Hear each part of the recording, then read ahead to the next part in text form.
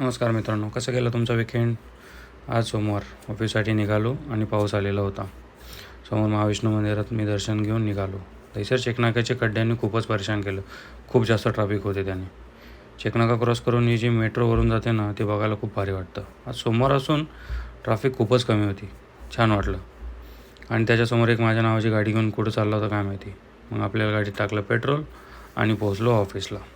मग आपण मागवला मस्त चहा घेऊन मी बसलो कामाला. आज एका ॲग्रीमेंटवर काम करायचं होतं, त्यामुळे पूर्ण 12 पेजचा ॲग्रीमेंट वाचून त्याच्यातले पॉईंट काढायचे होते.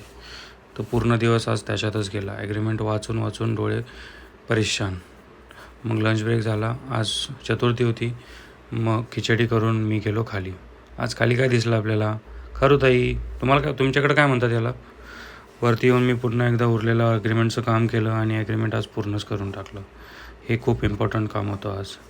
काम संपलं, लॉगआउट केलं आणि मी निघालो घरी.